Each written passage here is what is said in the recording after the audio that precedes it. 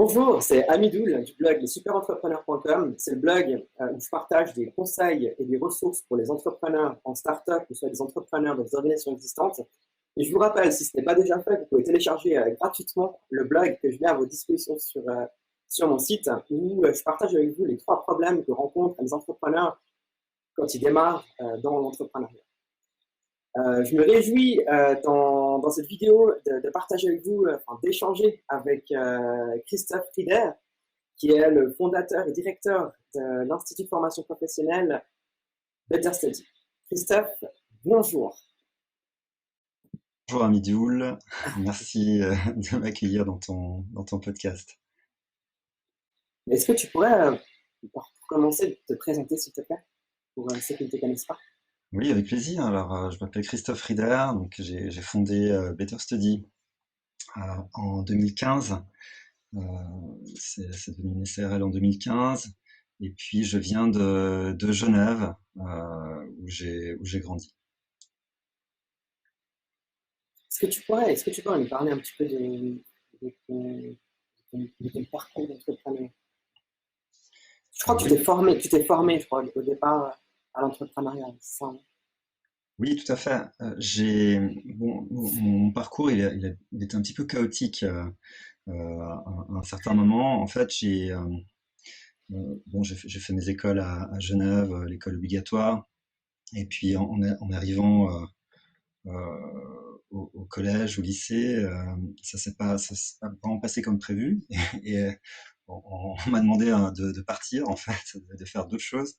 Donc je me suis orienté vers une voie plus professionnalisante, plus professionnelle. On a un système de formation en Suisse, hein, qui est soit orienté vers des aspects plus académiques qui nous permettent d'entrer après à l'université, et puis il y a une voie un petit peu plus basée sur la pratique avec des apprentissages notamment. Alors j'ai fait un apprentissage de commerce et c'est là que j'ai découvert en fait notamment la comptabilité.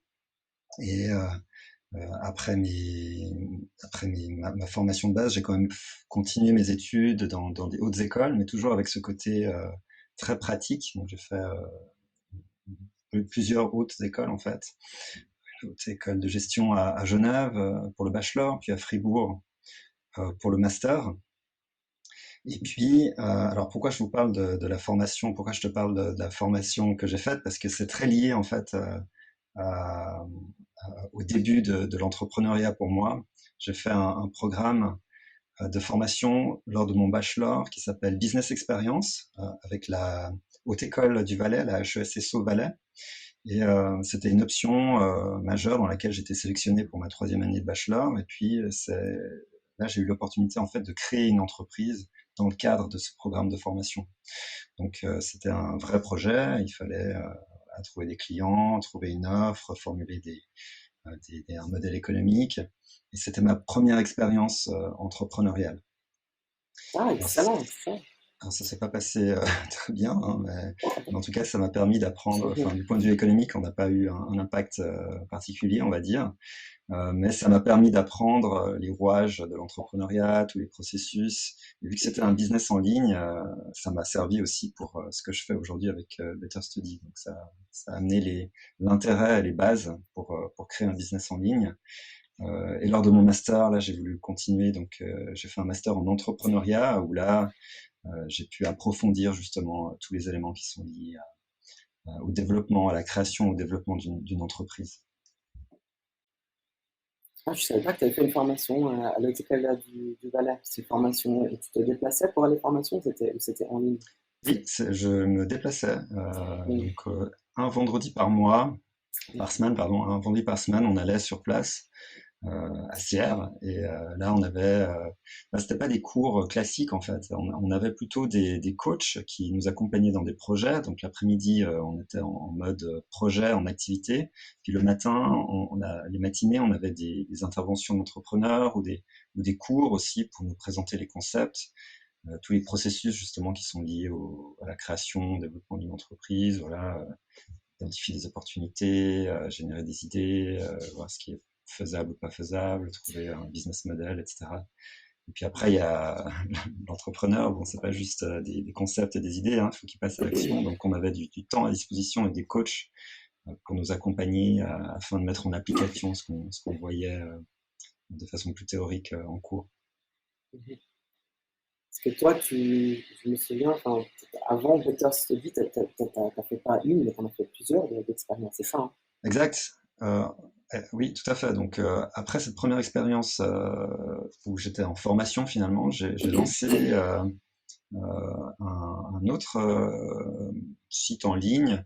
Ça s'appelait, en fait, c'est tellement loin que je me rappelle même plus exactement du nom, mais je crois que ça s'appelait, ah oui, Blink, ce qui est la contraction de Blue and Pink pour faire un pied de nez avec les stéréotypes bleu pour les garçons, rose pour les filles. Et on voulait lancer en fait un label en égalité de genre pour certifier les entreprises qui avaient une politique de recrutement qui était non genrée, avec des salaires qui étaient équitables, hommes-femmes. Euh, bon, de nouveau, c'était une expérience intéressante. Ça n'a pas donné de résultats concrets, mais ça m'a permis d'avoir des expériences euh, pour un business futur. Donc c'est plutôt, je vois ça comme pas exactement comme un échec, mais comme une opportunité d'apprendre des choses qui m'ont servi justement pour un business aujourd'hui qui manifestement fonctionne plutôt bien. Ouais, parlons de Better Study. Alors, c'est aussi un long parcours, quoi. Donc, on va parler de l'actualité. Donc, comment se porte Better Study? C'est combien de membres? C'est combien de profs? Alors, Better Studies, c'est plusieurs centaines d'apprenants qui s'inscrivent chaque année et on reste une petite société, hein, on est 5 équivalents plein temps. Mais dans le genre de business dans lequel on est, une fois qu'on a mis beaucoup d'efforts pour créer en fait une offre, en l'occurrence c'est un produit digital, ben, il y a beaucoup d'automatisation, donc on n'a pas besoin d'employer 200 personnes pour faire ce qu'on fait aujourd'hui. Donc ce qui est plutôt pas mal en termes de gestion des risques et en termes de valorisation de la société avec des perspectives de croissance, parce que ça nous permet d'avoir des marges très élevées. Et puis, ce qu'on appelle des coûts marginaux décroissants aussi, hein. C'est-à-dire que si on vend une formation, sachant que c'est totalement digitalisé, hein, si on vend une formation ou 10 000 formations, ça ne coûte pas plus cher. L'investissement, comme pour les software business, c'est de créer justement le produit digital. Et puis après, il y a une possibilité justement de ce qu'on appelle scaler, hein, de croître sans augmenter les frais fixes. Et ça vous permet justement, ça te permet de générer beaucoup de valeur. Et enfin, j'ai pas envie d'aller trop vite non plus dans l'interview. J'allais te demander justement justement, tu parles de traction, de croissance. C'est quoi la croissance, on va dire, ces dernières années sur Better Study? Ce qu'on peut dire depuis 2015, bon, alors c'est vrai que c'est très long, hein. On a commencé, comme tu dis, enfin, comme tu m'avais fait remarquer, en 2013, où là j'étais en mode test finalement, hein, de D'accord. produit, Mhm. où j'ai commencé à créer une première version, pour voir si le marché répondait favorablement. Et puis c'est seulement une fois qu'on a validé les hypothèses qu'on a créé une société en 2015, où là c'est devenu Better Study SARL. Et depuis 2015, bon, en moyenne, on double le chiffre d'affaires chaque année. Ah Et ouais. ce qu'on, oui, donc bon, au début le chiffre d'affaires il est modeste, hein, mais Mhm. faites fois 2 chaque année. Et puis là, c'est de plus en plus, voilà, le chiffre d'affaires est de plus en plus important à chaque doublement du chiffre d'affaires. Et en fait, ce qu'on aimerait faire, ce qu'on prépare là, c'est une entrée sur le marché suisse-allemand, donc une extension géographique, sachant que le marché suisse-allemand est 2 fois plus grand en termes de population que le marché roman. On est très local encore, hein, avec l'offre qu'on a. Et puis, on a aussi lancé d'autres offres de formation, sachant qu'il n'y a pas de concurrence directe en Suisse alémanique. Donc, j'aime à croire que le chiffre d'affaires va significativement augmenter. En fait, on va pas simplement doubler le chiffre d'affaires en Mhm. moyenne, mais on va accélérer notre croissance selon mes objectifs en tout cas. Bon. Et tes objectifs, du coup, bah déjà bravo hein, pour ce doublement de chiffre d'affaires chaque année. Et du coup, là, c'est une Merci. progression, justement, peut-être l'étape scale sur laquelle tu vas passer maintenant, où tu es déjà, en fait, depuis quelques années, finalement. Alors pas exactement. Jusqu'à Mhm. maintenant, on était plutôt bon. On a doublé, voilà. Et on- en fait, je pense qu'il faut, selon ma compréhension des choses, hein, en tout cas dans le business dans lequel je suis, c'est qu'il faut qu'on puisse préparer la croissance, donc être sûr que tous les process soient clean, que toute l'automatisation qu'on a mise en place fonctionne, soit au niveau de l'acquisition, soit au niveau de la gestion des clients, par exemple, euh, soit au niveau financier, recrutement, etc. Donc il faut qu'on ait en fait une structure en place euh, dans ces différents domaines d'activité qui permettront de soutenir la croissance. Parce que si vous avez un produit bancal ou des processus qui sont pas ultra fin, et puis que tout d'un coup vous avez 3 fois plus d'inscrits, et ben voilà, soit vous n'arrivez pas à les gérer, soit vous avez fait de la pub pour rien parce que vous n'arrivez pas à avoir une force de vente qui va accompagner toutes ces personnes jusqu'à l'inscription. Donc c'est vrai que c'est long à mettre en place. Et puis bon, j'ai la chance d'avoir une excellente équipe autour de moi. Et puis j'ai aussi surtout des gens qui me conseillent. Donc je suis en donc finalement, j'ai aussi beaucoup d'expertise autour de moi. Euh, je peux compter sur cette expertise, cette expérience pour m'aider à atteindre le prochain niveau. Excuse-moi, c'est un petit peu coupé quand tu as parlé de gens qui te conseillent. C'est qui c'est qui te conseille, en fait? Alors j'ai plusieurs personnes j'ai des personnes qui me conseillent pour la stratégie, pour m'aider dans l'opérationnel au niveau de la croissance, au niveau du recrutement. Donc, j'ai des consultants externes, on va dire, mais j'ai aussi 2 personnes qui me conseillent qui vont entrer dans le board members qu'on va créer. On va créer un conseil d'administration très prochainement, début 2021, avec 2 personnes qui ont elles-mêmes créé leur société, qui l'ont vendue et qui ont surtout réussi à la scaler, justement. Donc, pour, euh, pour cette nouvelle étape de la vie de ma société, voilà, j'ai besoin d'être accompagné par des gens qui savent comment scaler une boîte, en fait. Donc, je peux D'accord. bénéficier de leur accompagnement. Ok, excellent. Et c'est des gens qui ont justement dans le même modèle que toi, qui ont commencé par Suisse romande, puis développé en Suisse alémanique, ou sur un autre modèle. Alors, on a une personne qui a lancé il était cofondateur d'une société de marketing. Elle est devenue la plus grande société enfin, de l'agence de com la plus grande de Suisse romande. Et puis, elle a été rachetée par un plus gros poisson après. Euh, et oui, donc, elle a cette expérience de la Suisse romande. Mm. Et on a une autre personne qui est irlandaise, en fait, qui s'appelle, alors la première personne s'appelle Marcel Prizy, et la seconde personne s'appelle Mary McKenna. Elle est irlandaise, et bon, elle a pas mal d'activités, notamment dans l'enseignement de l'entrepreneuriat, elle a aussi des mandats pour des politiques au niveau européen. Mais surtout, elle a cofondé une boîte, une société d'e-learning, justement, avec un scale, un scope international. Et en quelques années, elle a réussi à avoir là, jusqu'à une centaine d'employés, en fait. Wow. Donc, ouais, en 6 ou 8 ans, non, je sais plus. Donc là, il y a une croissance significative, et j'ai beaucoup de chance de pouvoir bénéficier justement de l'expérience de ces personnes qui peuvent m'aider à aller au step suivant. Excellent, excellent. Et du coup, là, pour revenir sur tes objectifs, du coup, on va dire d'ici 3 ans, d'ici 3 ans, ou d'ici 2 ans, on va dire, c'est quoi les croissances que tu vises prochainement? En fait, du cas, tu as fait du x2, tu vises quoi comme croissance prochaine? Alors tout dépend. Bon, c'est difficile hein, d'imaginer ce qui va se passer. On va entrer sur le marché suisse allemand là,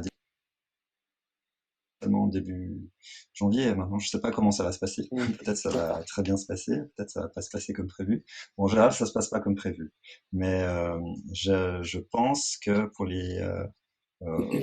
qu'on- je pense qu'on peut, en tout cas, nettement plus que doubler la croissance, peut-être fois 3 D'accord. chaque année, peut-être plus, fois 3 fois 4, sachant que c'est un marché qui est plus grand, il n'y a pas de concurrence directe, et puis qu'on peut lancer en fait plusieurs produits en même temps.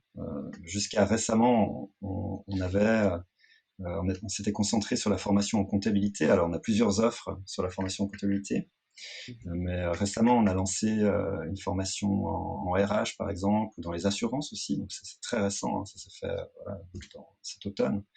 Là, non seulement on pourra avoir un levier en termes au niveau géographique, on aura terminé de traduire les contenus, mais aussi on pourra s'appuyer sur ces nouvelles offres qui diversifient voilà, ce qu'on propose chez Better Study.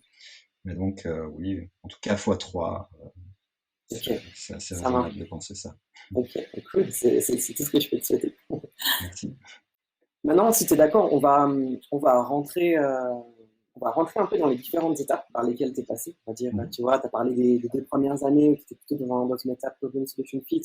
C'est de voir si l'idée que tu as, quoi, est-ce que ça répond à une problématique. Après, tu es rentré dans une étape Product Market Fit, tu essaies de trouver un marché, un moteur d'accélération pour ton business. Et, euh, et puis justement, la phase scale, donc où tu t'apprêtes à rentrer, si j'ai bien compris, si tu es d'accord, enfin, c'est ça, c'est en janvier, quoi. Est-ce que c'est juste comme j'ai décrit les différentes étapes? Oui, on peut dire ça. Disons que ben, on a la chance d'être sur un marché porteur où il y a de la croissance. Mhm. Euh, bon, mais finalement, les éléments qui font qu'il y aura de la croissance ou pas, c'est plus dépendant d'éléments intrinsèques. Donc, c'est ce qu'on va mettre en place, nous, qui permet de croître rapidement. Donc là, effectivement, on est en train de préparer au niveau de la communication, au niveau du lancement des produits, test des marchés, on est en train de préparer le terrain pour scaler, en fait. Ouais. On a aussi besoin d'argent hein, pour Ouais. scaler. Donc, il y a Mhm. toute une constellation de choses à coordonner pour pouvoir, en tout cas, scaler dans de bonnes conditions. Donc, c'est Mhm. ce qu'on prévoit pour 2021, effectivement. Ok, très bien. C'était ok qu'on passe par ces étapes-là? Ça, Oui, oui. l'idée, c'est un partage d'expérience, quoi. Donc, je te Oui, donc, propose de le découper de cette manière, tout simplement. donc la toute première étape, Ouais. donc avant la création d'entreprise, hein, c'est ça que tu dis, Ouais, ou alors quelque tiens, on chose va comme commencer par, l'opportunité? tiens, toi, t'es employé, non, tu t'es employé de banque pendant 4 ans, tu te dis, bah, tiens, Mhm. je vais créer ma boîte, ou finalement, tu t'étais déjà formé, en fait, dans l'entrepreneuriat, donc c'est quelque chose que tu Oui, avais déjà, une graine que tu avais déjà dans la tête, en fait. exactement. En fait, je m'étais déjà formé, donc j'avais les outils, si tu veux. Maintenant, quand tu te formes à l'entrepreneuriat, ça fait pas de toi un entrepreneur, hein. C'est pas comme si tu dis, OK, je veux faire des études de médecine, tu vas devenir médecin, a priori. Parce que un entrepreneur, il peut choisir déjà de faire autre chose, peut-être ne pas travailler, enfin ne pas lancer de société, mais travailler pour un tiers et devenir intrapreneur, par exemple. Ça, c'est développer des attitudes. Mais non, alors, pour moi, en l'occurrence, ben, j'ai travaillé plusieurs années dans le milieu bancaire, dans la banque privée, la gestion de fortune à Genève. Euh, bon, c'est un milieu intéressant, j'ai pu de nouveau beaucoup apprendre, mais ça ne me correspondait pas tellement, tant au niveau des valeurs que de l'activité en tant que telle. Donc, c'était simplement pas fait pour moi. Et j'ai quitté le milieu de la banque privée pour travailler dans l'enseignement. Alors j'ai commencé à enseigner, j'ai fait une formation pédagogique, donc c'était une première reconversion professionnelle, si tu veux. Et dans le cadre de ma reconversion professionnelle, j'ai vu qu'il y avait des stratégies pédagogiques qu'on pouvait appliquer pour apprendre la comptabilité de façon plus efficace, plus rapide. Donc en voyant ce processus, je me suis dit ah on peut l'appliquer et on peut créer quelque chose d'informatisé. Et c'est de là que c'est parti en fait. Donc j'ai créé un prototype, voilà, lancé sur le marché, testé, avoir des feedbacks de différents groupes de personnes, dont les utilisateurs, hein, c'est les principaux intéressés. Et jusqu'au jour où ben, on met ça en ligne et puis il y a quelqu'un qui de cachette, un premier cours, un Ça, deuxième c'était cours, quand? Parce que etc. tu as commencé en 2013, Tu te dis, OK, je lance une plateforme, et puis boum, ça c'est, t'as fait ton premier client quand en fait? Alors début 2013, je crois, j'ai commencé, je sais plus si c'était début fin 2013, euh, j'étais retourné enfin j'étais dans ma chambre d'étudiant là quand j'avais lancé. Ça fait un peu, ça fait un peu comme les clichés là, mais c'était vraiment ma Dans le chambre garage? d'étudiant. Enfin, j'étais Mhm. retourné dans une,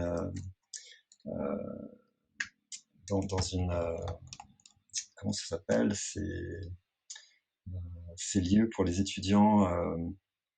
Un coloc? Non, c'est pas ça? Alors Non. c'était pas une colocation, c'était Dortoir? un centre, ça s'appelait le centre universitaire protestant, et puis c'était euh, oui, alors je sais plus le terme, mais D'accord, d'accord, c'était ouais, un ouais, lieu ok, ok. d'habitation Avec pour des les étudiants autour étudiants. de En fait, il y toi, avait que quoi. des étudiants, en fait. Ouais, voilà, Ouais, c'est ça. ouais.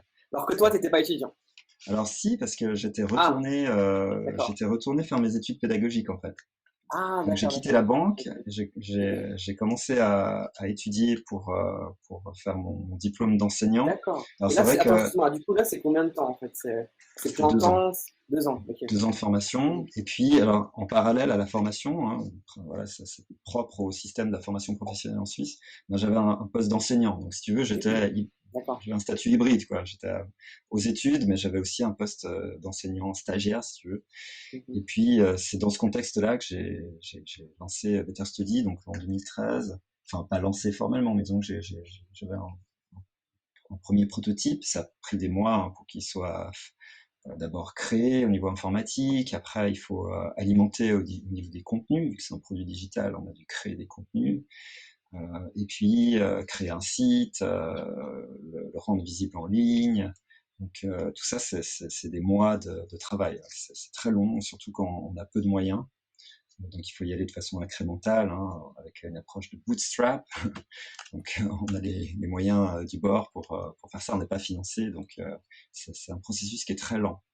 Tu pourrais expliquer ce que c'est Bootstrap pour ceux qui ne savent pas. Le De manière bootstrap, synthétique, hein. oui, le bootstrap, c'est en gros compter que sur ses seules ressources pour démarrer une société. Donc, on peut soit recevoir de l'argent d'investisseurs, ce qui est plutôt rare si on n'a pas une première expérience validée. Personne ne vous connaît, on ne va pas vous donner de l'argent comme ça voilà, que vous lanciez votre Aussi. idée. Hein, c'est pas comme ça que ça se passe. Donc, généralement, il y a une phase de bootstrap où vous mettez votre propre argent, vos efforts, et vous comptez que sur vous-même. Donc au début, il faut apporter ses propres fonds, et on l'espère assez rapidement, on peut s'autofinancer donc avec les ventes qui sont effectuées par vos clients. Mhm. Et du coup, là, tu étais tout seul, tu étais déjà avec un partenaire? J'étais tout seul, donc oui, oui, j'étais seul. Ouais. Par la suite, j'ai une partenaire en l'occurrence, qui m'a rejoint, D'accord. nous a quittés aussi, est devenu pour un temps bien spécifique. Et puis aujourd'hui, je suis toujours, enfin j'ai 100% des parts de ma société. D'accord. Et du coup, là, donc là, on est, donc, la personne qui t'avait rejoint, c'était toujours cette partie Problem Solution Fit, ou essayer de trouver un Alors fit, non, là. une fois que j'avais trouvé un modèle, enfin disons pas complètement le modèle qu'on a utilisé aujourd'hui, mais disons que une fois que j'étais sûr qu'il y avait un vrai intérêt, et puis que, en fait finalement au niveau du process, vu que c'est la question que tu poses, euh, l'idée c'est de continuellement tester en fait ce qui se passe, et puis de se dire est-ce qu'on continue ou pas en fonction des feedbacks qu'on a. Donc Mhm. au début, on va se fixer des objectifs en disant est-ce que les gens utilisent le produit déjà, comment ils l'utilisent, euh, et après, une fois qu'on sait qu'il y a un intérêt, on se dit tiens, on peut aller plus loin, on va créer des contenus plus étoffés qui répondent à un besoin. Euh, et au début, on voulait proposer un outil pour mieux préparer les personnes qui font un CFC d'employé de commerce, hein, qui ont de la comptabilité. On voulait mieux les préparer aux examens. En fait, ça n'a pas du tout marché. Donc, il fallait changer de cible. Je ne sais pas si on peut appeler ça un pivot, mais Mhm. on a changé de cible de marché et on se dit, tiens, en fait, qui est intéressé par notre offre? Ben, finalement, ce sont des adultes qui veulent se former à la comptabilité. Et ils veulent se former D'accord. pourquoi? Pour développer des compétences professionnelles. Et ils veulent attester ces compétences professionnelles par un diplôme. Donc il fallait qu'on propose une certification, un diplôme. Euh, et tout ça, ça prend quand même du temps parce que après, il faut que l'école soit elle-même certifiée, vu qu'on n'était pas, n'était pas certifiable parce qu'on était une école en ligne. Il fallait trouver des artifices, des astuces pour quand même avoir une certification. Voilà, donc c'est une série Mhm. de soucis et de problèmes à régler en fait qui prennent énormément de temps. Donc c'est un peu ces processus-là. Donc on teste des choses et puis on décide si on continue ou pas en fonction des feedbacks. Puis on se dit tiens, on va au step suivant. Mhm. Et je pense que c'est une partie qui doit être pas, enfin, c'est une période qui doit pas être facile parce que tu mets beaucoup d'efforts, beaucoup d'énergie et finalement, bah, t'échoues des fois, ça marche pas. Bah, comme tu dis, t'as fait une première cible où c'était plutôt des étudiants CFC, et puis bah non, c'est pas ça.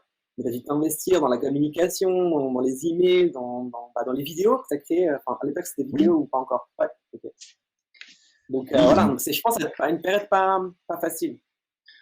effectivement, au début, il faut mettre une énergie folle pour faire Mm. démarrer la chose. Donc une fois qu'on a décidé, on s'est dit ok, donc il y a un potentiel et puis on va être alors, le marché. Moi, je pense que le potentiel de marché il doit s'évaluer avant en termes de taille de marché, qui sont les concurrents, etc. Donc il y a une analyse de marché qui doit être faite, à quel prix on peut fixer, etc. Quelles sont les conditions pour qu'on puisse délivrer l'offre qu'on va offrir. Il faut avoir une certaine crédibilité aussi. Donc voilà, c'est mieux si vous êtes vous-même prof quand vous vendez des cours de compta. Hein. Ça a plus de sens dans l'esprit des futurs clients. Euh, et les,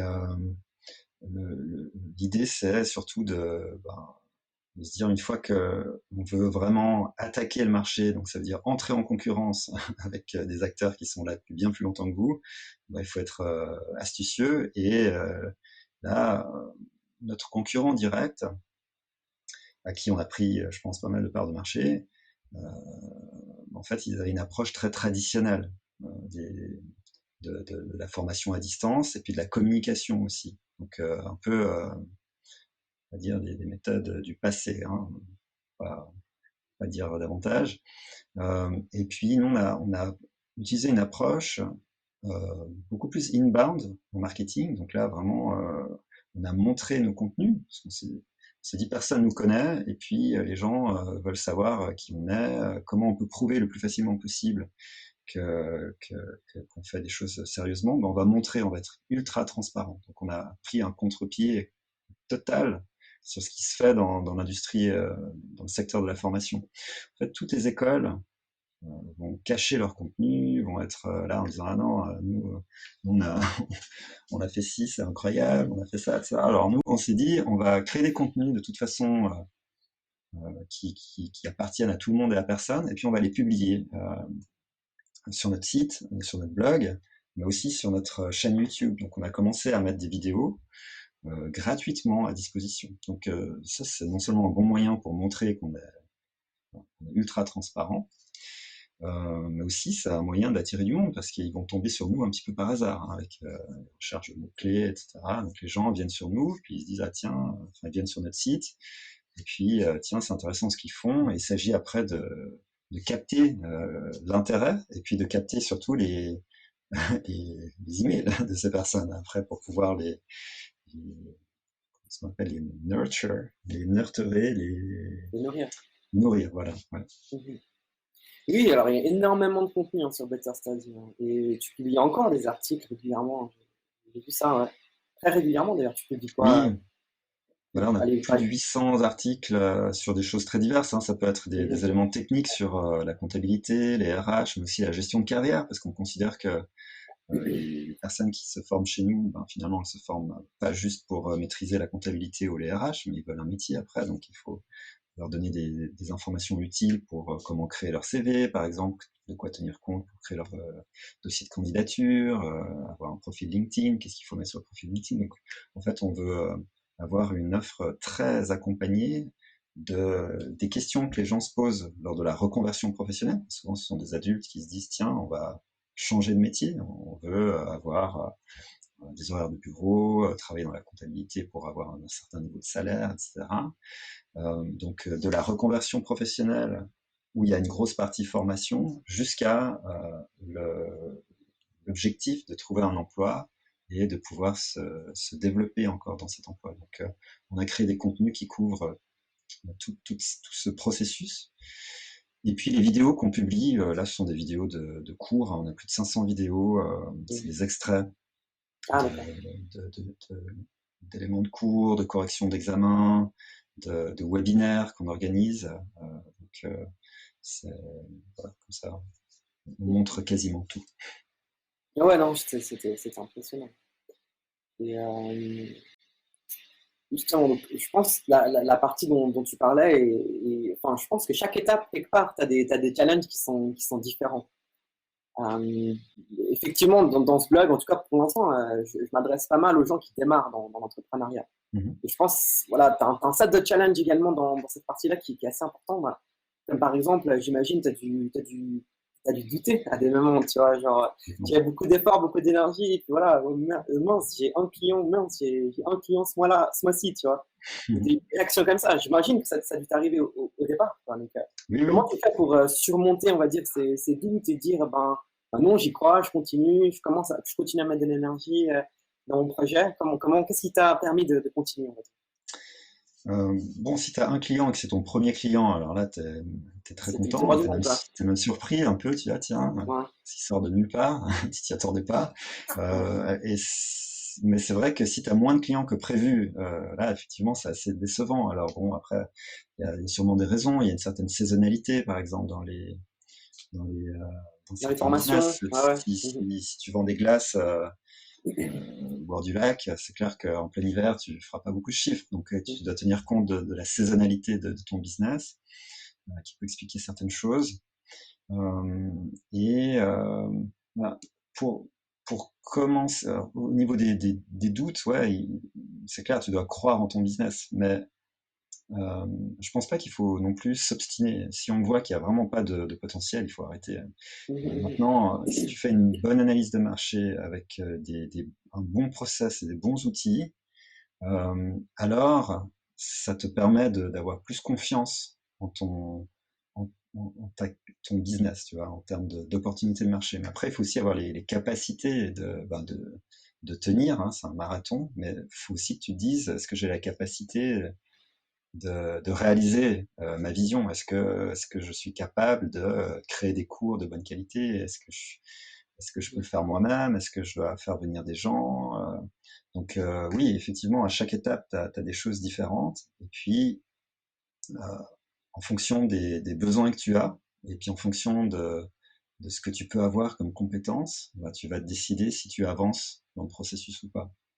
Mais au début, à mon avis, c'est vraiment, enfin, il faut aller dans le sens de la tendance. Tu peux pas aller contre la tendance de marché. Donc, pour moi, pour Better Study, je savais que le online, c'était une tendance forte en général, et aussi au niveau de la formation en ligne par rapport à ce qui se faisait à l'étranger. Donc ça, c'est au niveau des tendances.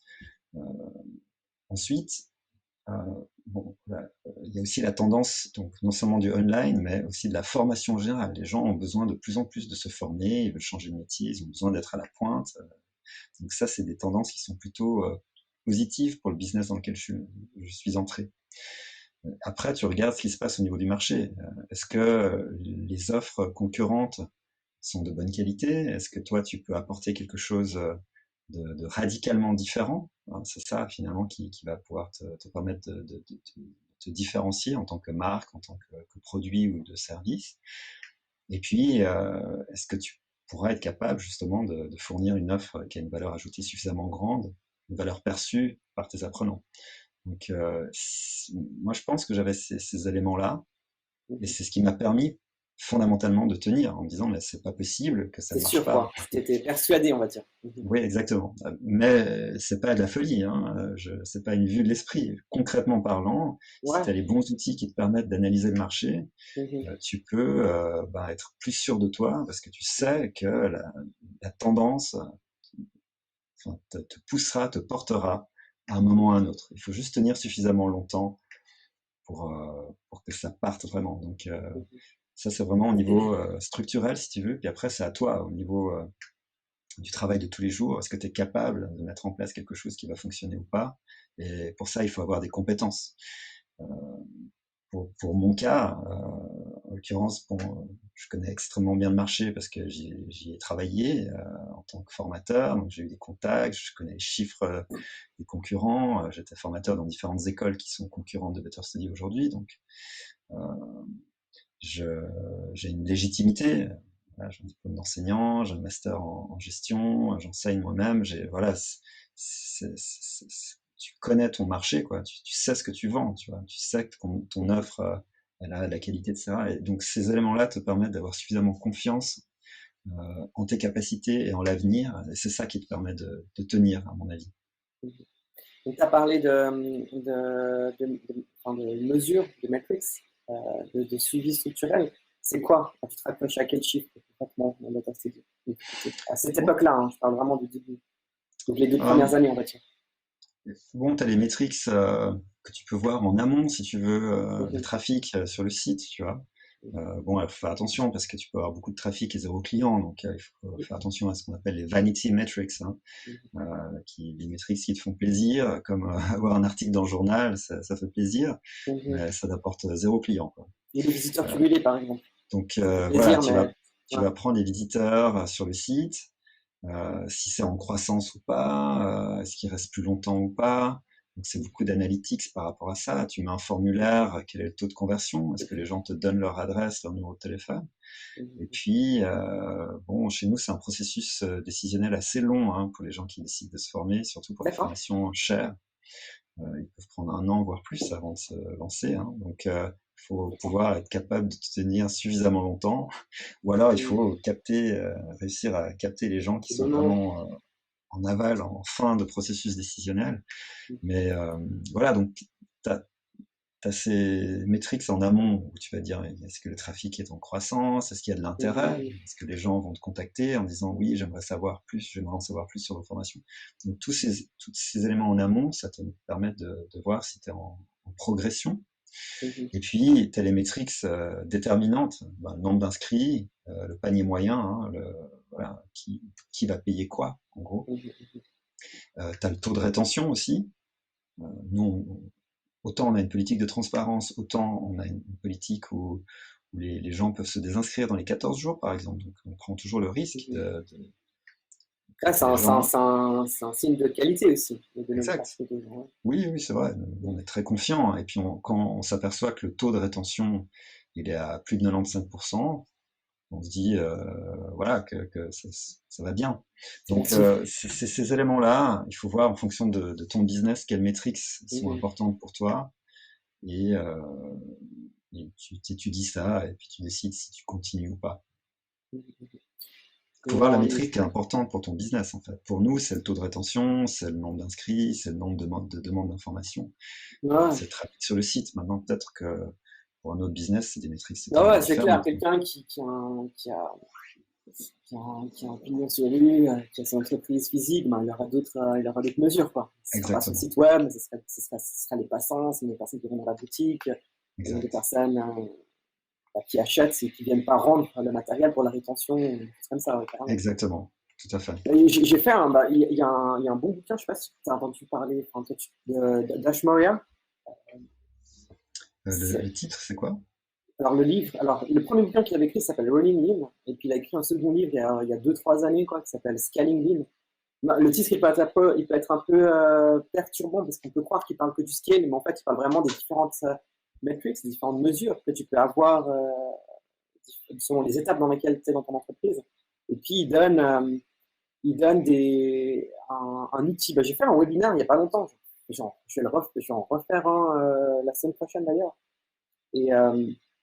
Et Et puis, il parle de comment est-ce que tu définis un objectif, quoi, à partir de, ok, ben, c'est quoi mon objectif, qu'est-ce que je veux atteindre, Mhm. et comment est-ce que tu décortiques cet objectif par rapport au nombre de clients que tu as besoin par année, clients actifs que tu as besoin dans ton système. Et du coup, ils permettent de dire, voilà, tiens, c'est ton objectif ici pour ton niveau scale, et comment tu divises ça au niveau product market fit et problem solution fit, en fait. Et il dit, en fait, si tu veux, bah, c'était Paul Graham qui a créé qui est le fondateur Y de Combinator. l'incubateur, voilà, Y Combinator, Mhm. qui a dit qu'en fait, une startup bonne startup qui a un bon potentiel, c'est une startup qui a une croissance de 5 à 7% par semaine, qui représente Ouais. voilà, 10 fois par année. Mhm. Et il dit, voilà, tu parles de ton scale et c'est ton objectif d'ici 3 ans, tu divises par 10 chaque année, et tu sais ton objectif pour l'année prochaine, et tu divises par 52, tu connais ton objectif par semaine. Donc, tu sais ce qu'il faut que tu atteignes par semaine, ce qu'il faut que tu vises pour savoir si tu es dans les clous ou pas. Et comme tu disais, est-ce que tu es capable de l'obtenir? Est-ce que toi, est-ce que tu es capable de générer tant de clients par semaine, ou évidemment, comme tu disais, de rentrer en amont et pas viser le client ni l'activation, ni les emails, mais de visites que tu as sur ton site, Mhm. d'acquisition. Est-ce que tu es bon? Est-ce que tu arrives est-ce que tu te sens capable d'avoir tant de clients par semaine? Est-ce que tu te sens capable de retenir tant de clients par semaine? Et puis où tu en es? Et justement décider ce que tu vas pivoter, ou ce que tu vas scaler, et ce que tu vas faire selon Oui, l'état dans donc lequel tu es. nous, on a trouvé notre business model. Maintenant, Oui.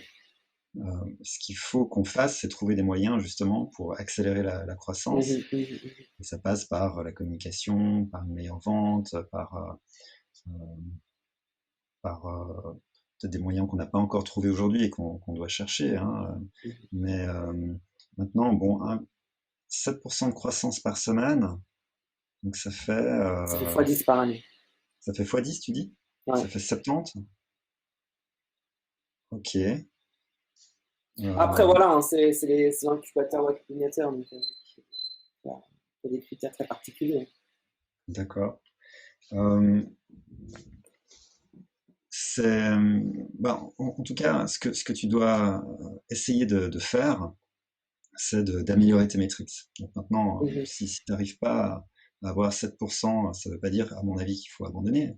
Il faut mhm, juste te concentrer sur les bonnes métriques et puis essayer de les améliorer. Donc c'est difficile de comparer, tu vois, des sociétés de Y Combinator qui sont déjà dans le top du panier, et puis en plus qui ont un écosystème qu'on n'a pas simplement pas en mhm, Europe. Et vraiment. puis peut-être qu'on n'est pas, la plupart des entreprises qui sont créées, euh, elles n'ont pas vocation à devenir des géants mondiaux, quoi.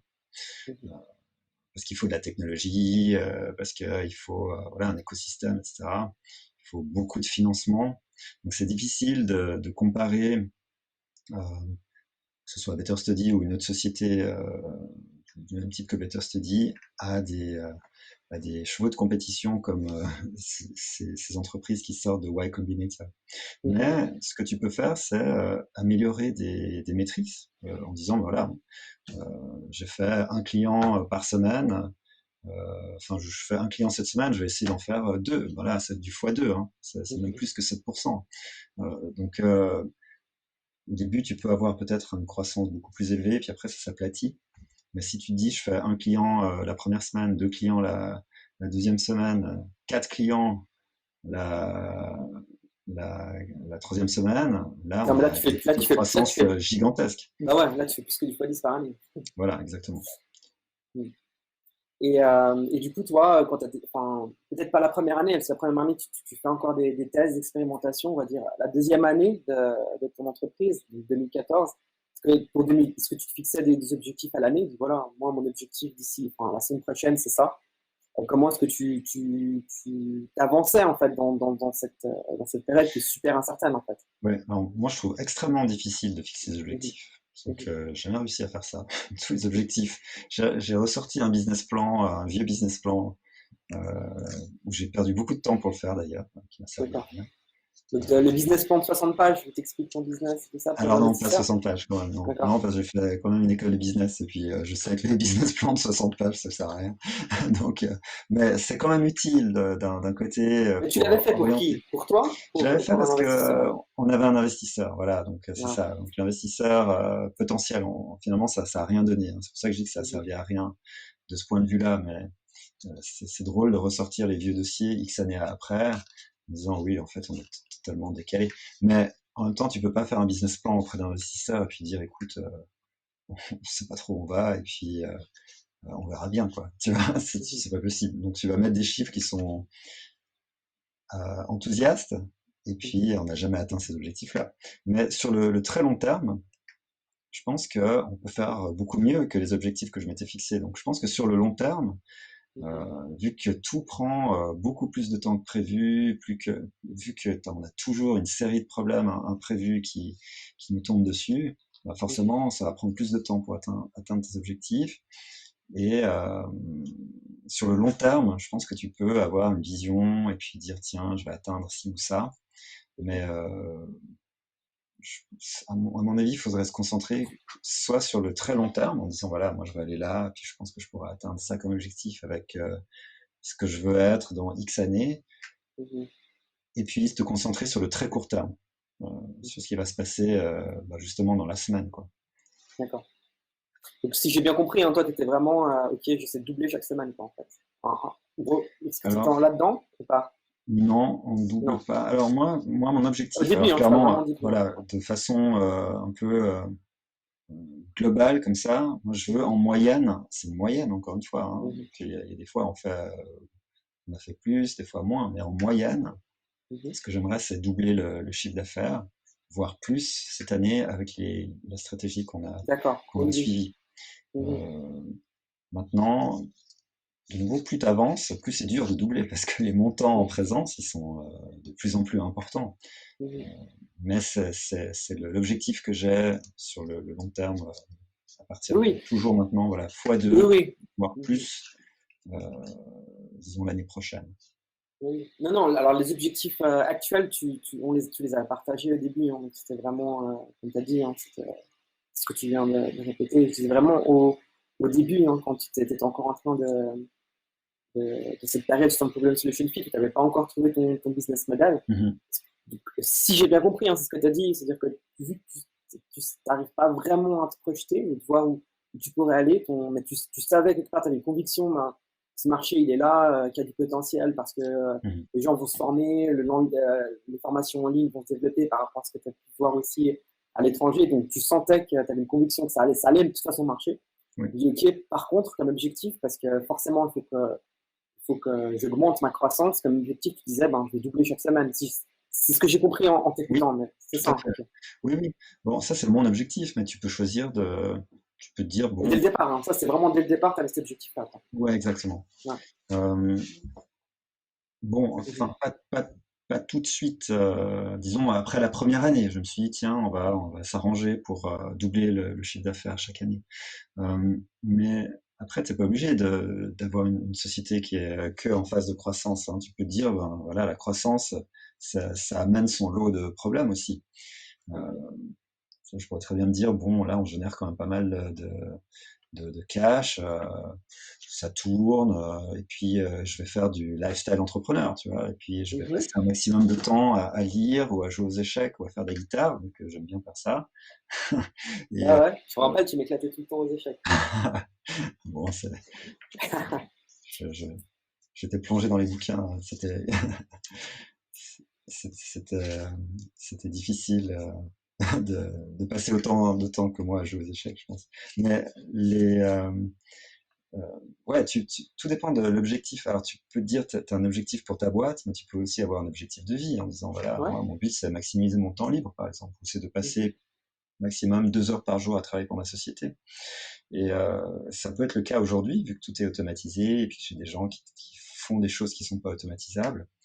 Mais dès que je me dis, tiens, je vais aller au prochain step, ben, c'est de nouveau une implication énorme, parce que tu peux pas dire, ok, débrouillez-vous, je veux ça, et puis débrouillez-vous. Tu es obligé d'accompagner les gens, que ce soit des prestataires externes ou des gens de ton équipe. Donc, tu es obligé de t'impliquer dans la gestion de projet. Et tous les projets pour développer ta société, ben, tu dois, en tout cas, moi, je dois y passer du temps. Mais pour le day-to-day, je fais quasiment rien.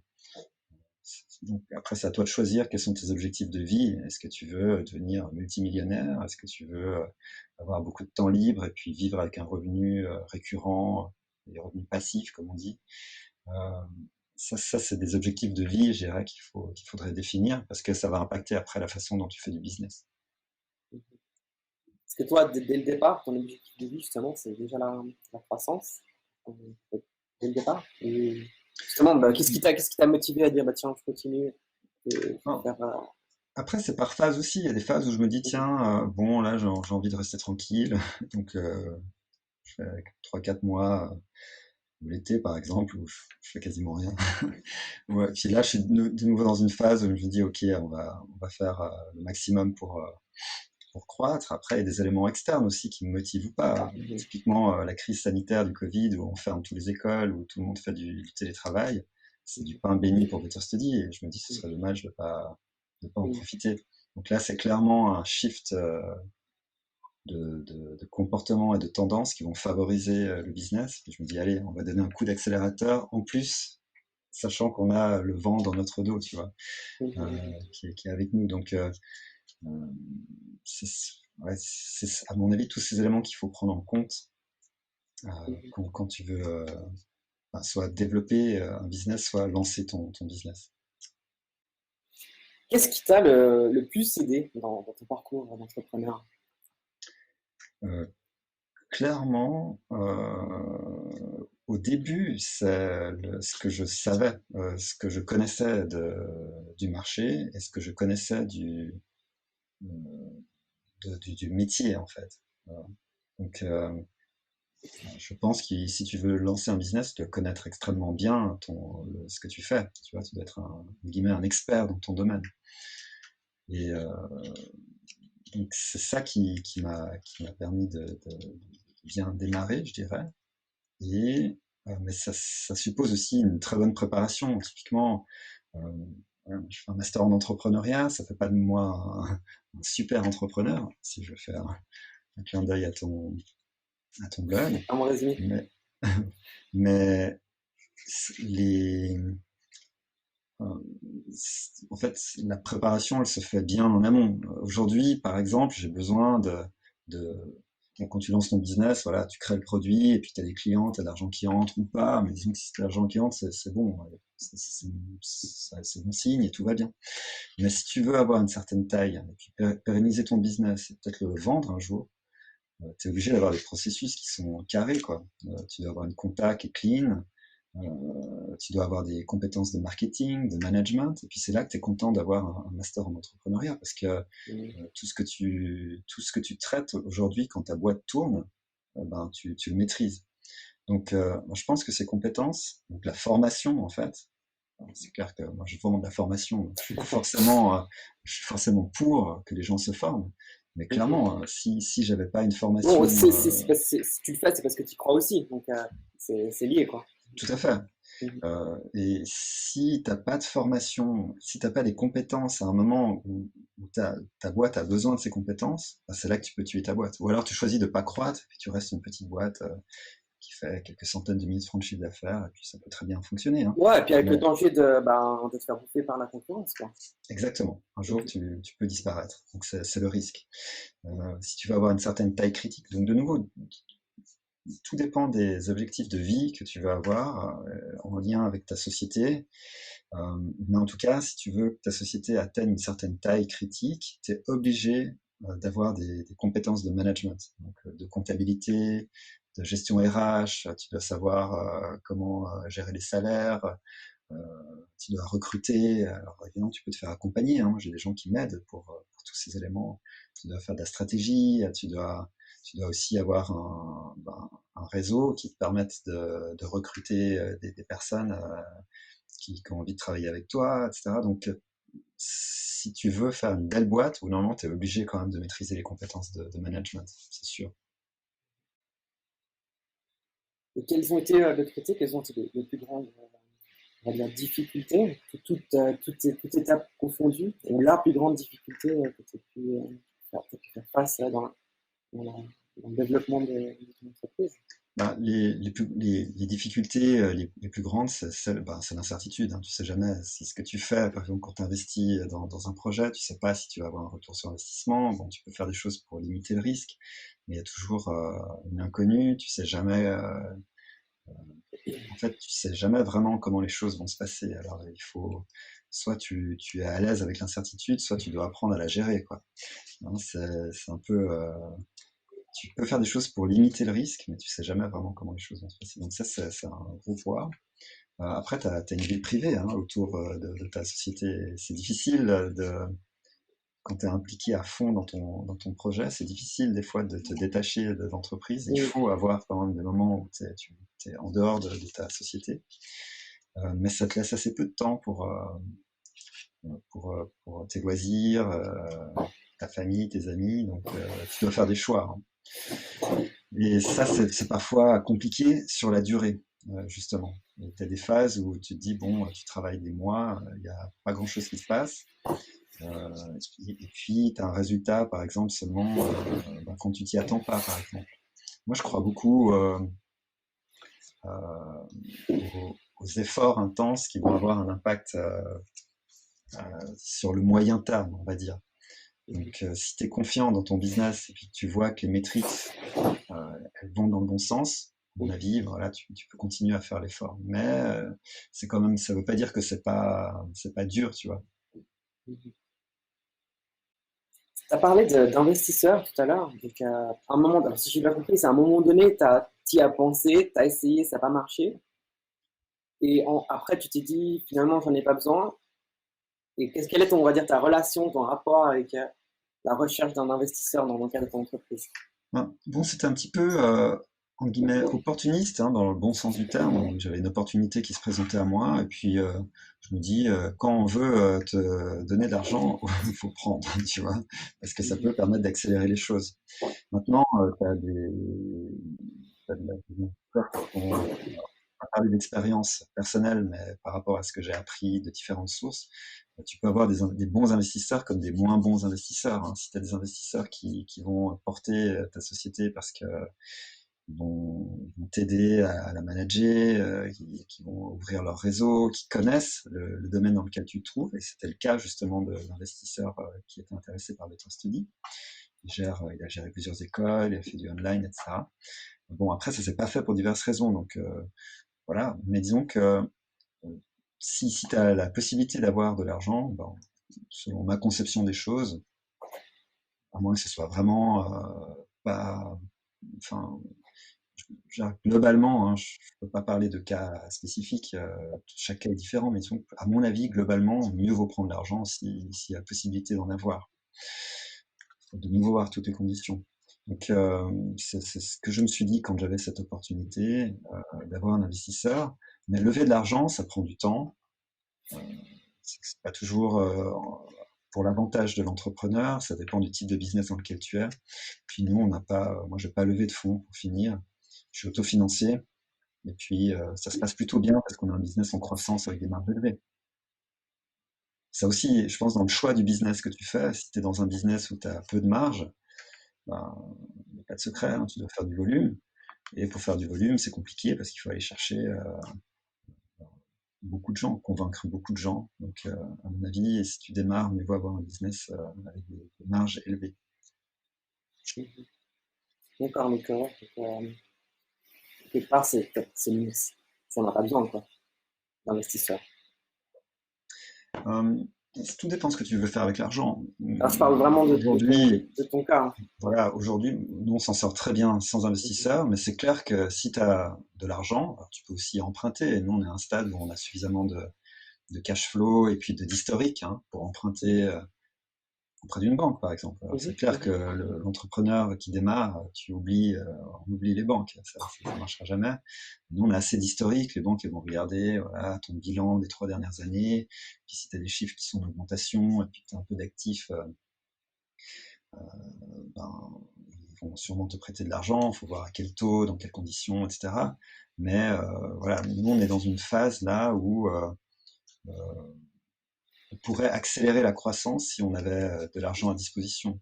Maintenant, il faut voir de nouveau si tu veux avoir du financement externe, où tu n'as pas de dilution, mais tu as un risque plus élevé de faillite, parce qu'il faudra rembourser l'argent à un moment ou à un autre, ou si tu veux ouvrir ton capital, où là, tu perds un petit peu de contrôle de ta société, peut-être.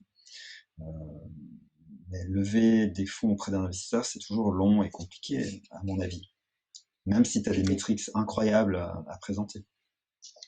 Ouais, et puis encore une fois, finalement, t'en as pas besoin. Je veux dire, enfin, ne pas avoir levé des fonds, ça t'a pas empêché d'avoir doublé la croissance de ton entreprise. Et c'est Exact. pas ça qui va t'empêcher d'aller maintenant vers le marché sur la manip, quoi. Tout à fait. Bon, avec de l'argent, avec des fonds, peut-être que Mhm. j'aurais atteint mes objectifs beaucoup plus rapidement, hein. C'est aussi peut-être pour ça que le business plan que j'avais ressorti là, des vieux dossiers, il présentait des chiffres aussi Mhm. enthousiastes, aussi parce que potentiellement il y avait cet investissement qui devait Mhm. arriver. Maintenant, ouais, l'argent, ça te permet d'aller plus vite. Mhm. Maintenant, ça te permet aussi de mourir plus vite, parce que si tu te plantes dans les investissements que tu fais, Mhm. euh, c'est que le fait de ne pas avoir d'argent, ça te pousse à être ultra strict au niveau de tes dépenses, anticiper le mieux possible les besoins en trésorerie, etc. Donc la planification, Mhm. ça te pousse aussi à avoir de bonnes habitudes. Parce que si on te dit, OK, alors vas-y, tu as 1 million, là, tu peux faire toutes sortes de choses, tu vas peut-être tester plein de choses, tu vas te diluer, Mhm. enfin, tu vas te diversifier, tu vas faire des choses qui sont pas Mhm. celles que tu devrais faire, tu vois. Donc, Ah ouais, tu tout à vas fait, recruter ça une belle apporte des. équipe, Mhm. tu vas faire plein de choses qui sont pas nécessairement très utiles pour ta boîte, et c'est peut-être pour ça que tu pourrais couler. Et toi, là, genre, par exemple, en 2015, quand tu te dis, voilà, tu as trouvé ton marché, tu te dis, là, je passe à une étape différente et tu as pris des actions différentes ou tu es resté dans le même mode où j'essaie de progresser petit à petit d'une manière itérative à chaque fois. Parce qu'il y a quelque chose Ouais. qui s'est passé, une bascule qui s'est passée dans ta tête. C'était pas ça. Alors j'ai fait des choses qui sont bonnes et des choses moins bonnes, hein. Donc c'est un peu le problème quand tu as de Mhm. l'argent. Tu te dis, ah tiens, je vais faire ci, je vais faire ça. Et puis tu regardes un peu Mhm. moins la dépense. Donc là, j'ai commencé à avoir moins de focus. Euh, D'accord. donc là, c'est de l'argent gaspillé, jeté par les fenêtres, du temps qu'on récupérera plus jamais. Voilà, c'est très dommage. Mhm. Maintenant, quand on a commencé à avoir suffisamment de fonds, suffisamment de rentrées de cash, ben, de nouveau, soit tu choisis de garder cet argent dans ta poche, tu vois, en disant, bon, ben, je vais m'acheter une voiture ou autre chose, une maison, je sais pas. Ou alors, tu continues à investir dans ton business parce que tu penses que tu peux avoir un retour sur investissement plus grand plus tard. Alors moi, c'est ce que j'ai choisi de faire. Je réinvestis et j'ai réinvesti dans quoi? Ce qui permet de générer plus de business, donc plus de com. Tu vas en fait, alors, moi, ce que j'ai fait, c'est que je me suis entouré de personnes plus pointues, des gens qui maîtrisent mieux, par exemple, la vente que moi. Des personnes ou alors que j'ai juste pas la capacité de faire parce qu'il y a trop de demandes, tu vois. Aujourd'hui, je fais plus de vente du tout, par exemple. Mais voilà, tu peux créer une équipe, des gens de confiance qui vont pouvoir amener justement la société au prochain step. Tu peux travailler avec des équipes plus pointues pour ton marketing, par exemple. Tu peux avoir un budget com plus grand. Là, tu peux mettre du fuel Mhm. dans le business pour maintenir, soutenir la croissance ou alors l'accélérer. Donc, Mhm. voilà, investissement dans le marketing, recrutement d'une équipe de vente. On a tous ces projets de développement justement pour aller sur le marché suisse allemand. Donc, investir finalement dans le développement de la société, c'est ce que j'ai choisi de faire. Mhm. Un truc que je trouve super intéressant avec Better Studies, c'est que finalement, si tu parles à des gens qui sont une période de reconversion, peut-être, tu vois. Donc, Oui. tu transformes leur vie quelque part, finalement, avec les outils que tu mets à sa disposition. Est-ce que tu as vu est-ce que tu as repéré, tu as relevé des transformations, des témoignages de ce type-là ou... Oui, tout à fait. Et c'est justement, c'est une énorme responsabilité, hein. Alors tu te rends pas compte au début, tu dis ah tiens, je vais proposer une offre, et puis après tu dis ah mais en fait tu contribues quand même à faire Mm, changer la vie des gens, et on est très heureux de mm, ça. C'est effectivement, c'est le but. Donc, les gens se forment, c'est ce que je disais tout à l'heure, les gens se forment, pas juste pour avoir un joli papier encadré, ils veulent un nouveau métier, ils veulent gagner de l'argent après avec leur nouvel emploi, ils veulent se faire plaisir, intellectuellement parlant, ils veulent développer de nouveaux réseaux, donc ils veulent mettre en application ce qu'ils ont appris, c'est de la formation professionnelle. Et clairement, nous, on voit des parcours de reconversion avec là, sur nos avis Google, par exemple, hein, presque 200 témoignages, de la qualité de la formation. Et puis, on forme à différents niveaux. Il y a des personnes qui ne sont pas du tout dans le milieu de la comptabilité ou des RH qui veulent y entrer. Donc ça, c'est l'emploi junior ou d'entrée, si tu veux. Et puis, on forme aussi des gens qui sont déjà dans le milieu, qui veulent aller plus loin, qui vont devenir des spécialistes, par exemple, en finance et comptabilité avec le brevet fédéral. Donc là aussi, on contribue justement au développement de carrière de toutes ces personnes. Donc ça, c'est assez génial. Aussi au niveau des profs, j'imagine, parce que c'est pas habituel de donner des formations en ligne, quoi. Donc ça doit être aussi une certaine transformation chez eux, de devoir faire une formation en ligne, pas avoir des gens présentiels, pas avoir un retour. Moi, quelque part, tu as été précurseur, parce que maintenant, les professeurs sont quelque part obligés de le faire vu la situation actuelle. Donc, les gens qui sont venus auprès de Better Study pour donner ces formations-là, quelque part, ils l'ont cherché. Donc, c'est aussi assez intéressant, cette transformation chez les professeurs. Tout à fait. Je suis très reconnaissant des premières personnes qui ont fait confiance à Better Study parce que c'était pas du tout évident, hein. J'ai eu plutôt des retours comme quoi non, non, ça marchera jamais, oublie, en face de toi, tu as des gens qui ont beaucoup de moyens, bref, beaucoup. Ouais,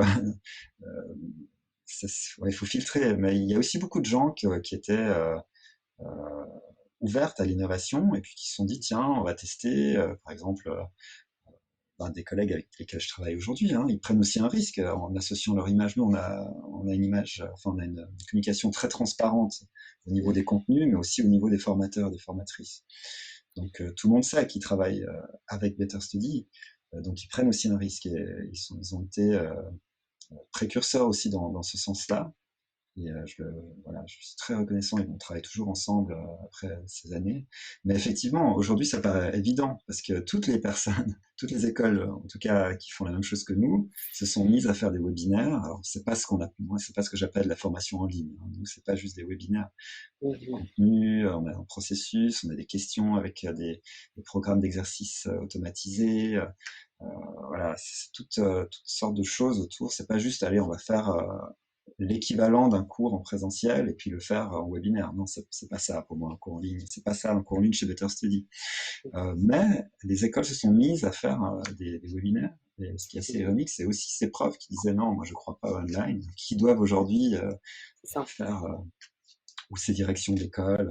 Mais on a aussi eu beaucoup enfin, on a eu aussi nos premiers clients institutionnels, si tu veux, la Haute École de Gestion de Genève, par exemple, nous a fait confiance très tôt en disant oui, ok, ça paraît évident que ça peut apporter une valeur ajoutée.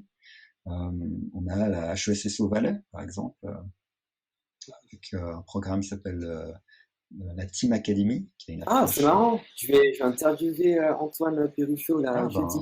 ben, Ouais. excellent, bah, tu lui diras bonjour de ma part, Antoine. Antoine, Ah, c'est drôle.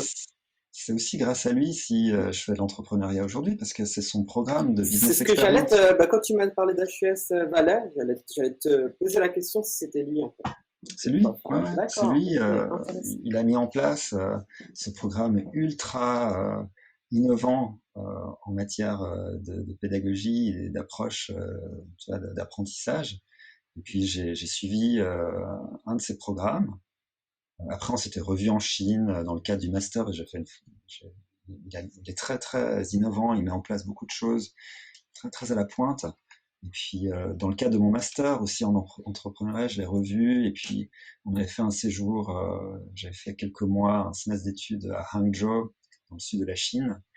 Et voilà, je l'avais revu là-bas à nouveau. Et puis aujourd'hui, ben, la Team Academy est cliente de Better Study pour la partie Ah, excellent, comptabilité. excellent, excellent. Trop Et drôle. On a une ancienne formatrice qui travaille avec eux aussi. Donc, ouais, donc je connais Antoine. Et puis je suis ravi que tu puisses l'interviewer Ouais, jeudi. ouais. Mais tu disais, c'est lui qui t'a poussé vers l'entrepreneuriat, qui t'a donné envie, t'as dit, je t'ai coupé après ce moment-là. Ouais, ben, ce programme dont je parlais dans la troisième année de mon bachelor, mon option Mhm. majeure, où j'allais une fois par semaine à Sierre, c'était son programme, Business Experience. Et c'est là où j'ai découvert, bon, alors, j'ai appris un petit peu à ce que c'était l'entrepreneuriat, en quoi ça consistait, mettre en place deux, trois éléments. Et c'est la base, tu vois, qui m'a donné ensuite l'envie de faire le master, puis, puis lancer Better Study à un moment ou à un autre. Donc, ouais. Excellent. C'est pour ça que je crois beaucoup à la formation. Moi, je pense pas que j'ai des Mhm. compétences particulières, hein. C'est ça, ouais. Je- Non, je dis c'est ça parce que tu sais, il y a beaucoup de gens qui se disent, enfin, j'ai discuté avec Mathieu Monet là, la semaine dernière, et puis il a posé, il a exprimé la réflexion, est-ce que l'entrepreneuriat c'est inné ou est-ce que ça s'apprend, tu vois? Mhm. Et voilà, donc lui il partait du principe que ça s'apprenait. Et justement, c'est un peu ce que tu dis, toi tu rejoins aussi cette école qui dit que l'entrepreneuriat c'est pas inné, mais ça s'apprend. Complètement. Alors ça peut s'apprendre de différentes façons, hein. Ça peut s'apprendre de tes parents s'ils sont entrepreneurs, parce que tu vas Mhm. discuter de choses à la maison, tu vas observer, tu vas peut-être contribuer, tu vois, à l'entreprise de tes parents. Ça, c'est une façon d'apprendre. Mais si t'as pas des parents entrepreneurs, tu peux aussi. Moi, j'ai pas de talent particulier. Alors bon, voilà, j'ai appris tout ce que je sais. Je l'ai appris soit à l'école, soit en étant avec des amis, soit. Et puis tu peux mettre en place, en tout cas, des processus. Maintenant, si tu mets en place des processus, ça garantit pas le succès à la fin, mais ça permet de réduire le risque. Et Oui, ça complètement. permet d'augmenter ta probabilité de pouvoir atteindre tes objectifs. Donc moi, je crois énormément en la formation professionnelle, pour te permettre d'atteindre tes objectifs, soit en termes de carrière, soit en termes d'entrepreneuriat. On va s'arrêter sur cette dernière question que je vais te poser. Et ça va être quelque part un moyen de remercier les gens, tu vois, qui nous ont écoutés jusque-là.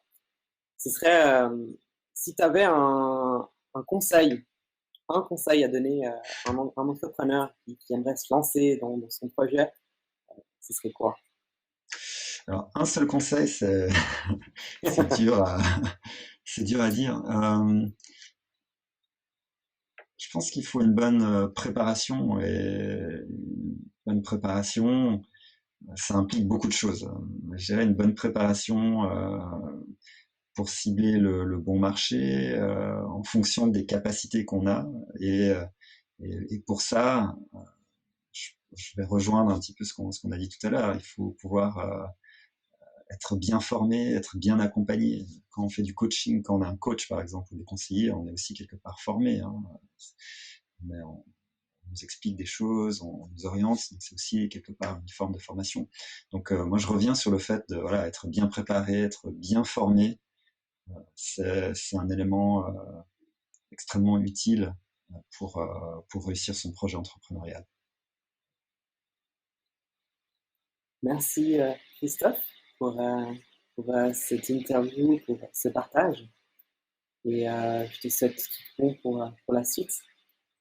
Avec plaisir, merci beaucoup Amidoul de m'avoir accordé ce temps, et puis je te souhaite aussi beaucoup de succès pour ton blog et pour la création, l'animation, le développement de ta communauté.